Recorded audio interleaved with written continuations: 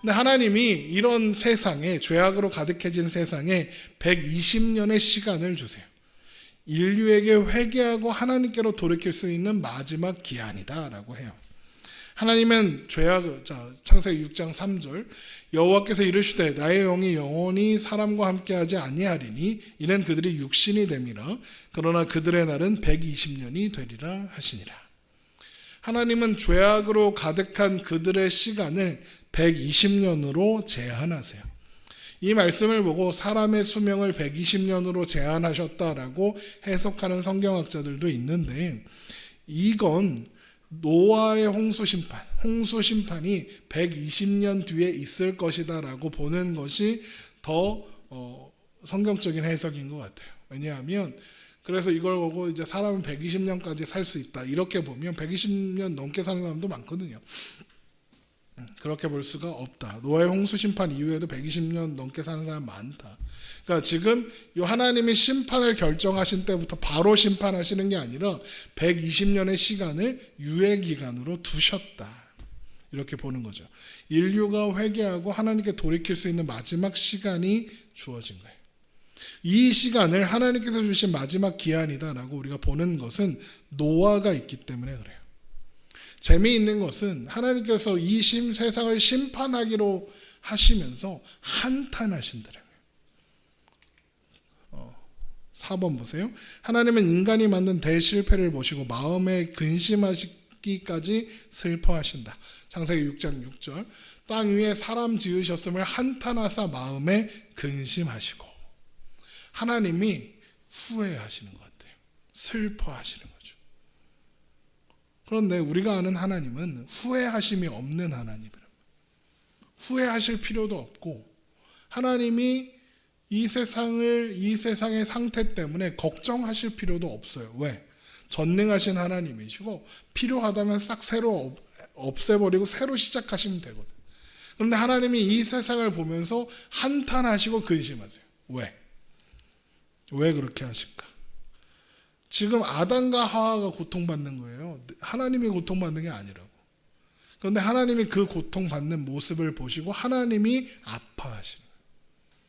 하와가 아담이 초래한 그 고통을 하나님이 느끼시는 거예요. 하나님이 고통스러워하시는 거예요.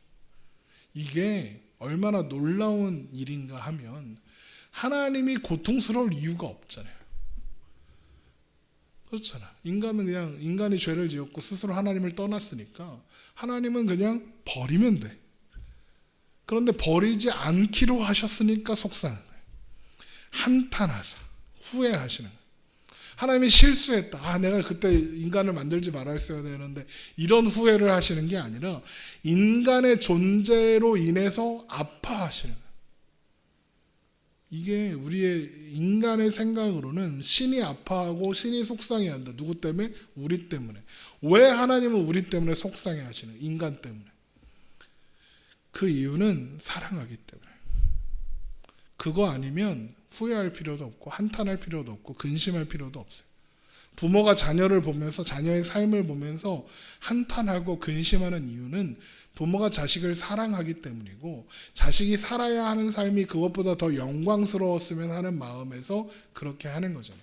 하나님 또한 인간에 대한 마음, 하나님이 인간에 대하여 가지시는 태도가 사랑이고 인간이 원래 저런 존재가 아닌데 라는 생각 때문에 아파하고 계시는 거죠. 그래서 하나님이 어떻게 하시느냐, 이 죄악이 가득한 세상에서 노아라는 사람을 선택하시고 그에게 은혜를 베푸시는 거예요. 그래서 그는 의인이요 당대의 완전한 자로서 하나님과 동행하는 사람이 될 수 있었던 거죠. 5번, 하나님은 죄악이 만연한 세상에서 노아를 선택하시고 그에게 은혜를 베풀어 주셨다. 그래서 그는 의인이요 당대의 완전한 자로서 하나님과 동행하는 사람이 될 수 있었다. 창세기 6장 8절입니다. 그러나 노아는 한 여호와께 은혜를 입었더라. 이것이 노아의 족본이라. 노아는 의인이요 당대의 완전한 자라. 그는 하나님과 동행하였으며. 하나님은 노아를 선택하셔서 그리고 이제 그를 보존하셔서 세상에 대한 이 심판이 인간을 멸망시키고 사라지게 하는 게 목적이 아니라 구하기 위한 것이다라는 걸 드러내시는 거예요. 인간을 멸망시키기 위해서 심판하시는 게 목적이 아니라 구하려 하신다. 뭘 어떻게 해서 구하시려 하느냐? 세상에 가득한 죄의 결과는 파멸뿐이다라는 걸 홍수 심판을 통해서 보여주는 거죠. 그러면서 심판을 면하기 위해서는 뭐가 필요하다? 하나님께서 여호와께서 노아에게 은혜를 베푸셨더라. 은혜가 필요하다.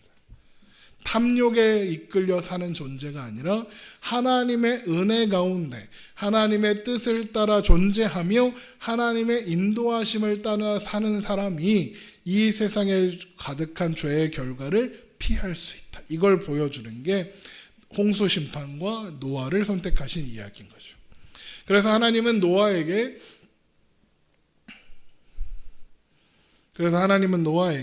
방주를 만들라고 말씀하시는 거죠.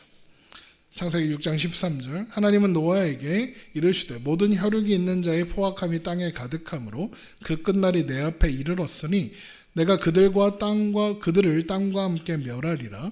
너는 고페로 나무로 너를 위하여 방주를 만들되 그 안에 칸들을 막고 역청을 그 안팎에 칠하라.